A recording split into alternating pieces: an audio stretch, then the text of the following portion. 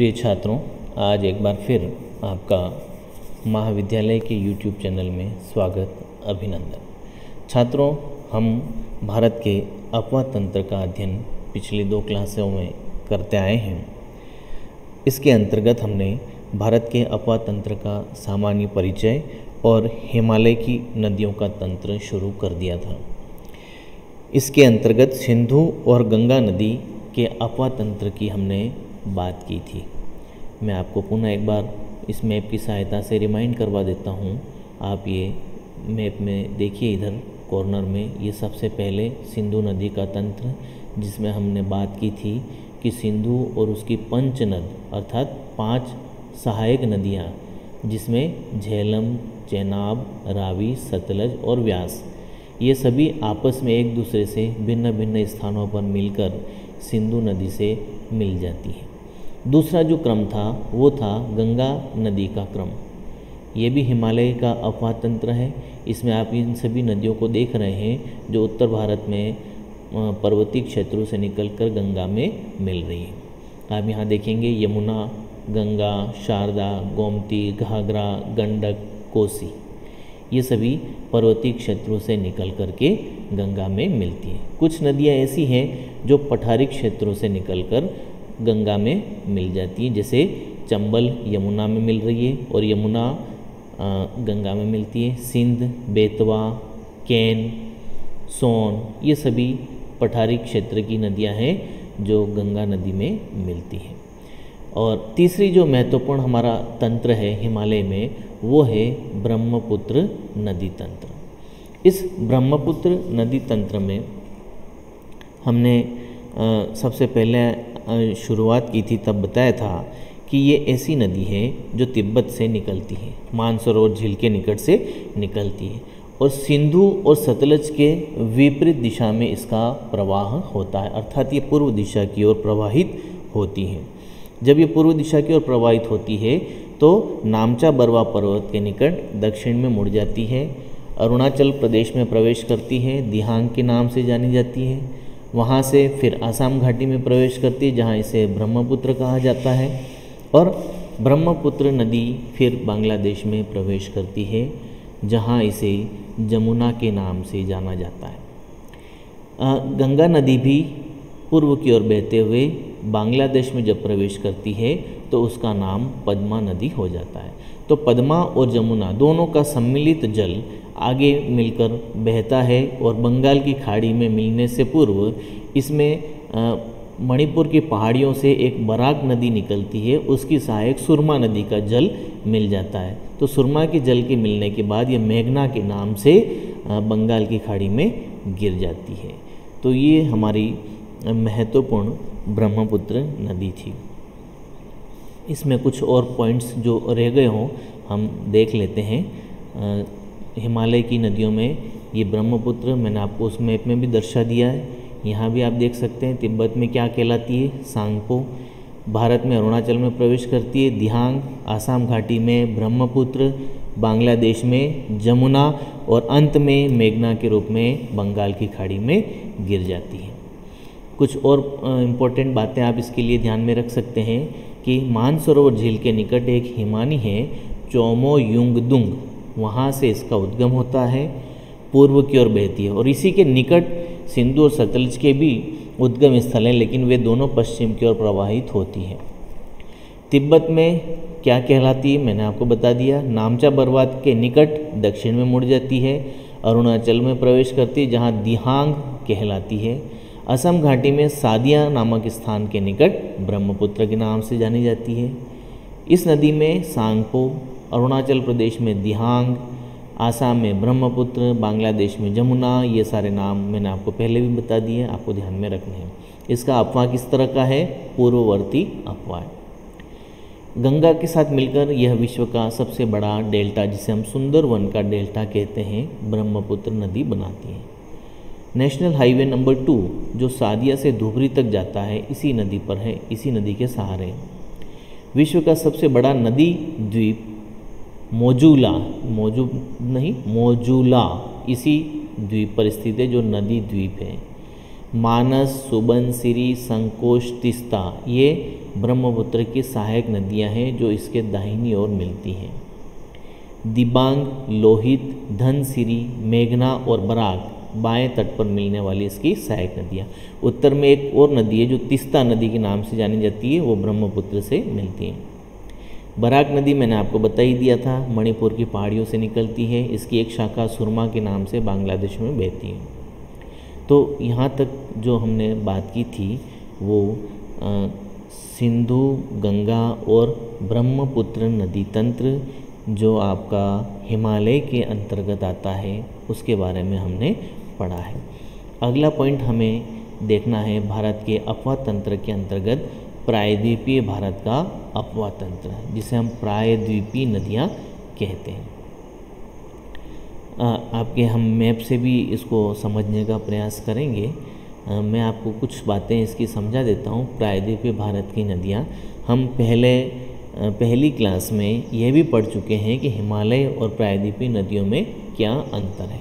कुछ सामान्य विशेषताएं मैं आपको प्रायद्वीप की नदियों के बारे में बता देता हूँ। ये नदियाँ उत्तर भारत की नदियों की तुलना में छोटी और संख्या में कम हैं, नंबर 1 बात। दूसरी बात, मौसमी नदियाँ अर्थात वर्षा के जल पर निर्भर करती हैं, साल भर प्रवाहित नहीं होती हैं। कठोर चट्टानी धरातल से होकर बहती है, इसलिए हल्की वर्षा होने पर भी इन नदियों में जल की मात्रा बढ़ जाती है और बाढ़ की स्थिति उत्पन्न हो जाती है। नदियों की गहराई कम है, इसलिए नौ संचालन अर्थात नाव हेतु ये अनुपयुक्त हैं। इनकी घाटियाँ चौड़ी होती हैं। अधिकांश नदियाँ कहाँ जाती है? बंगाल की खाड़ी की ओर जाती हैं। लेकिन कुछ नदियाँ अरब सागर और गंगा नदी के क्रम में भी मिलती हैं। सामान्यतः पठारी प्रदेश या प्रायद्वीपीय भारत का जो सामान्य ढाल है वो पूर्व की ओर है, अतः पश्चिम से निकलकर यहाँ की अधिकांश नदियाँ पूर्व की ओर बहकर बंगाल की खाड़ी में गिर जाती हैं, डेल्टा भी बनाती है। लेकिन नर्मदा और तापी दोनों ऐसी नदियाँ हैं जो इनके विपरीत दिशा में बहती हैं। ये दोनों अपनी भ्रंश घाटी से होकर बहती हैं। एक चीज़ आप इसमें और बताएंगे कि हिमालय की तुलना में प्रायद्वीपीय अपवाह अधिक प्राचीन है और यहाँ की जो नदियाँ बहती हैं उनका जो आकार स्वरूप बनता है वो वृक्ष के शाखाओं के समान होता है, जिसे हम वृक्षाकार अपवाह तंत्र कहते हैं। अब हम बात करते हैं प्रायद्वीप की नदियाँ कौन कौन सी हैं। जब हम प्रायद्वीपीय भारत की नदियों का अध्ययन करते हैं तो इन्हें हम 2 भागों में विभाजित करते हैं। एक वे नदियाँ जो अपना जल लेकर बंगाल की खाड़ी में गिरती हैं। इसमें मुख्य नदियों में महानदी, गोदावरी, कृष्णा और कावेरी है। इसके अलावा वैतरणी, स्वर्णरेखा और ब्राह्मणी आदि नदियाँ हैं। जबकि अरब सागर में गिरने वाली नदियों में नर्मदा, तापी, माही और साबरमती ये प्रमुख नदियाँ हैं। तो पहले हम बात करते हैं ऐसी नदियाँ जो अपना जल लेकर बंगाल की खाड़ी में जाती हैं। इसमें सबसे पहली महानदी जो छत्तीसगढ़ में सिहावा पहाड़ी के निकट से निकलती है। मैंने आपको पहले भी बताया था कि जब हम नदियों का अध्ययन करते हैं तो उन नदियों में कुछ पॉइंट्स हमें ध्यान में रखने हैं कि वो कहाँ से निकल रही है अर्थात उद्गम स्थल, वो कहाँ मिल रही है अर्थात मुहाना या संगम, और उसकी प्रमुख सहायक नदियाँ या उस पर कोई योजनाएं चल रही हों या और कोई विशेषता हो, तो इनके बारे में हमें ध्यान में रखना है। उड़ीसा होते हुए पारादीप के निकट बंगाल की खाड़ी में मिल जाती है। शिवनाथ, मांड, ईव, हसदेव, जोग, तेल ये इसकी सहायक नदियां हैं। प्रमुख बहुउद्देशीय परियोजनाओं में हीराकुंड सबसे इम्पोर्टेंट है। अपवाह क्षेत्र इसका महाराष्ट्र, छत्तीसगढ़, एमपी, झारखंड और उड़ीसा। ये कुछ महत्वपूर्ण बातें आपको ध्यान में रखनी है। अब दूसरी इम्पोर्टेंट नदी है जिसे हम कहते हैं गोदावरी, जो महाराष्ट्र में नासिक जिले में पश्चिमी घाट में त्रयंबक नामक स्थान से निकलती है। ये प्रायद्वीपीय भारत की या पठारी प्रदेश की या दक्षिणी भारत की सबसे बड़ी लंबी नदी है। 1465 किलोमीटर इसकी लंबाई है। इसका आकार और विस्तार अधिक है, इसलिए इसे दक्षिण की गंगा या वृद्ध गंगा भी कहते हैं। 2-3 बातें आपको इसमें ध्यान में रखना है। दक्षिण की गंगा, वृद्ध गंगा और दक्षिणी भारत की सबसे बड़ी नदी।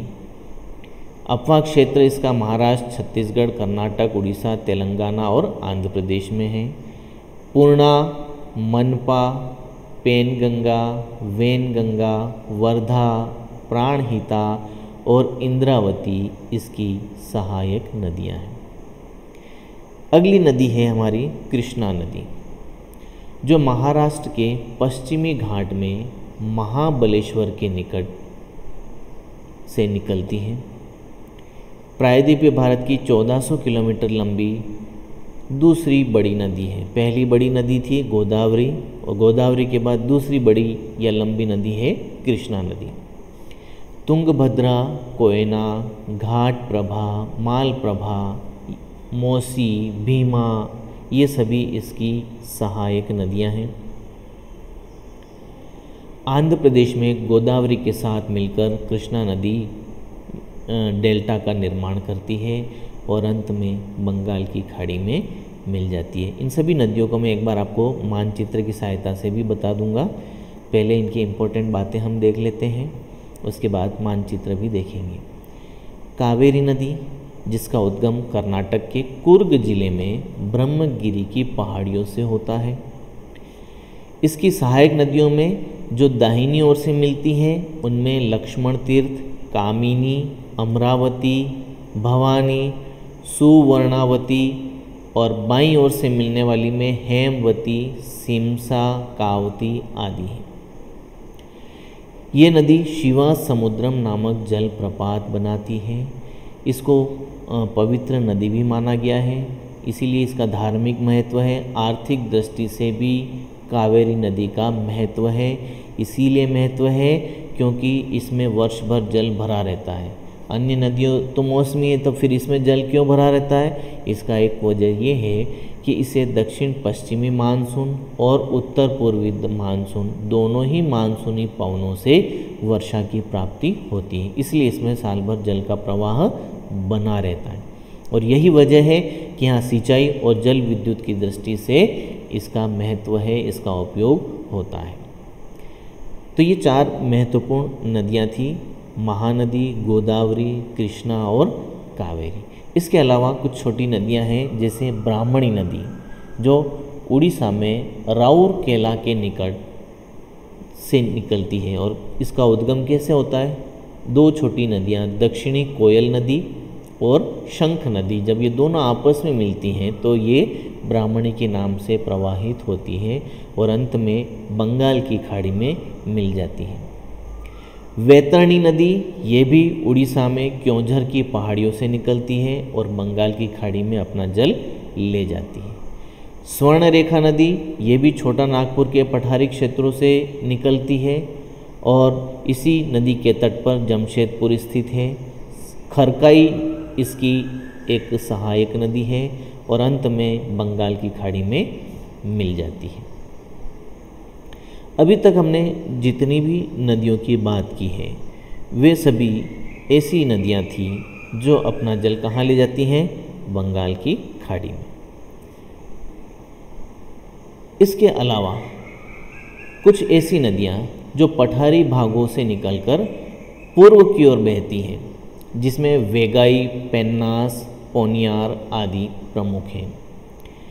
कावेरी नदी के दक्षिण में एक नदी बहती है जिसका नाम है वेगई, जो रामेश्वरम के निकट बंगाल की खाड़ी में गिरती है। कर्नाटक में नंदी दुर्ग चोटी से एक नदी निकलती है पेन्नोस के नाम से, और वो भी बंगाल की खाड़ी में मिल जाती है। तो यहाँ तक हमने बात की है हमारे कौन से अपवाह तंत्र की? बंगाल की खाड़ी के अपवाह तंत्र की। अब हम बात करते हैं भारत की ऐसी नदियाँ जो अपना जल अरब सागर की ओर ले जाती हैं। इनमें सबसे पहले हम बात करते हैं नर्मदा नदी की।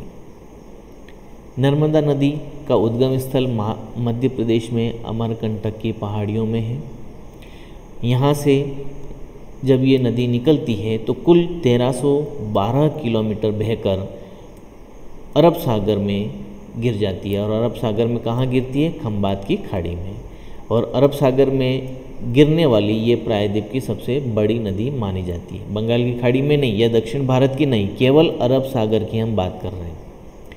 खंबात की खाड़ी में ही इसका संगम या मुहाना है। तवा, शक्कर, हिरण, गंजाल, बांगर, मोरसंग ये सभी नर्मदा की सहायक नदियां हैं। नर्मदा नदी एक जलप्रपात बनाती है जो जबलपुर के निकट भेड़ा घाट में है। यहाँ पर संगमरमर की चट्टानें हैं जिन्हें काटकर जलप्रपात बनाया गया है, जिसे धुआंधार जलप्रपात के नाम से जाना जाता है। ये ब्रंश घाटी में होकर बहती है और डेल्टा के बजाय ज्वार नदबुक बनाती है, एस्चुरी का निर्माण करती है। नर्मदा नदी पर ही प्रसिद्ध सरदार सरोवर बांध स्थित है। नर्मदा के बाद अगली नदी की बात करेंगे हम जो अरब सागर में अपना जल ले जाती है, तापी या ताप्ती नदी। ये भी एमपी के बैतूल ज़िले में सतपुड़ा की पहाड़ियों में स्थित मुल्तई नामक स्थान से निकलती है। इसकी लंबाई 724 किलोमीटर है। यह भी नर्मदा की तरह ब्रंश घाटी में बहते हुए अरब सागर की खंबात की खाड़ी में अपना जल ले जाती है। गुजरात, एमपी और महाराष्ट्र में इसका अपवाह क्षेत्र है। पूर्णा और गिरना ये इसकी मुख्य सहायक नदियां हैं। काकरापार और उकाई नामक विद्युत और सिंचाई योजनाएं इसी नदी पर संचालित हैं। माही नदी, हालांकि माही और इससे संबंधित नदियों का अध्ययन हम राजस्थान के भूगोल में करेंगे, लेकिन जब हम अफवाह की बात कर रहे हैं तो इसके सामान्य परिचय हम दे सकते हैं। ये भी विंध्याचल की पहाड़ियों में मेहत झील से निकलती हैं और खंबात की खाड़ी में जाती हैं। जाखम, सोम, चाप, अनास ये इसकी प्रमुख सहायक नदियां हैं। कर्क रेखा को 2 बार काटती है और इस पर माही बजाज सागर बांध स्थित है। ये जो हमने बात की थी, कौन सी नदियाँ थी जो अपना जल अरब सागर में लेकर के जाती है। इसके अलावा साबरमती नदी का नाम आपने सुना ही है। ये राजस्थान में अरावली की पहाड़ियों से उदयपुर के निकट है, वहाँ से निकलती हैं और कच्छ की खाड़ी में जाती है। इसी के किनारे गांधीनगर स्थित है। इसकी जो सहायक नदियाँ हैं उनमें वाकल, हथमती, हरनब, मेहना, वेत्रक और माजम आदि हैं। लूनी नदी वैसे तो ये आंतरिक अफवाह के प्रदेश से होकर गुजरती है, लेकिन अजमेर में अरावली की नाग पहाड़ियों से इसका उद्गम होता है। इसकी लंबाई 320 किलोमीटर है और ये कच्छ की खाड़ी में मिलती है। इसकी सहायक नदियों में जवाई, खारी और जोजड़ी प्रमुख हैं। इनके अलावा पश्चिमी घाट से उत्पन्न होकर पश्चिम दिशा में बहने वाली तटीय भागों की नदियाँ, ये ऐसी नदियाँ होती हैं जो छोटी होती हैं और तीव्र गति से बह करके चली जाती हैं। जैसे गोवा में मांडवी और जुआरी, कर्नाटक में काली, गंगावेली, शरावती, शरावती का नाम पहले भी आ चुका है, जिस पर प्रसिद्ध जोग या गरसोपा जलप्रपात स्थित है। केरल में भरतपूजा, पेरियार और पन्नाम, ये सभी ऐसी नदियां हैं जो जल विद्युत उत्पादन हेतु अधिक उपयोगी हैं। ये आप मैप में एक बार और देख सकते हैं। सिंधु, गंगा और ब्रह्मपुत्र को हम पहले ही देख चुके हैं। आप यहाँ पर देखेंगे इधर से ये नर्मदा नदी आपको दिखाई दे रही है, तापी नदी, ये दोनों पश्चिम की ओर जा रही हैं। बाकी सभी नदियाँ आप देख सकते हैं, गोदावरी, कृष्णा, कावेरी, महानदी सभी पूर्व दिशा की ओर जाकर बंगाल की खाड़ी में अपना जल ले जाती हैं। तो इस तरीके से हम भारत के अपवाह तंत्र और उसके अंतर्गत महत्वपूर्ण नदियों का अध्ययन करते हैं।